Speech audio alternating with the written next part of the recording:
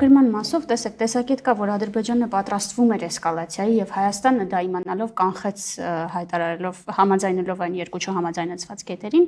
եւ մյուս տեսակետն էլ այն է, որ Ադրբեջանը չէր սպասում, որ Հայաստանը կհամաձայնի այդ կետերին եւ դրանից հետո անակնկալի գալով հիմա փորձում է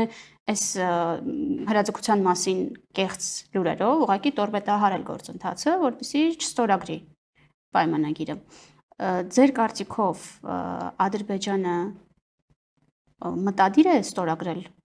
այս պայմանագիրը, թե ամեն ինչ անելու է նոր մեթոդների է դիմելու, որպեսզի հնարավորինս հետաձգի դա։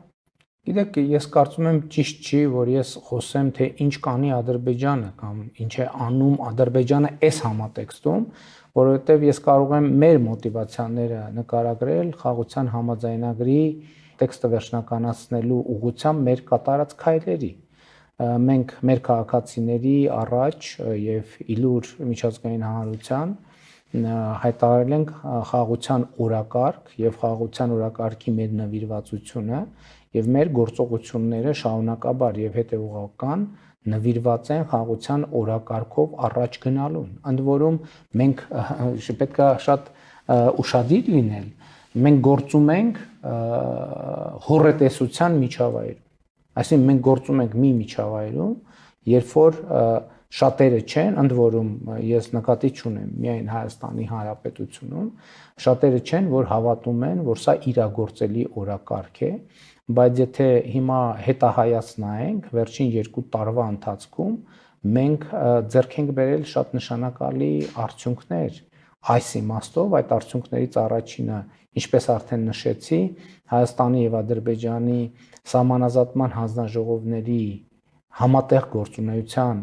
կանոնակարգն է, որը Հայաստանի եւ Ադրբեջանի միջև ստորագրված առաջին միջպետական իրավական դե յուրե պարտադիր նշանակություն ունեցող փաստաթուղթն է, եւ երկրորդ գործողությունը մենք ունենք խաղաղության համաձայնագրի համաձայնեցված տեքստ, եւ մեր գործողությունները շարունակելու են ուղղված լինել այդ տեքստը, այդ համաձայնագիրը ստորագրելուն։ Եվ ելի ուզում եմ ասել հետեւյալը, որ եթե մենք հիմա փուլ հետահայաց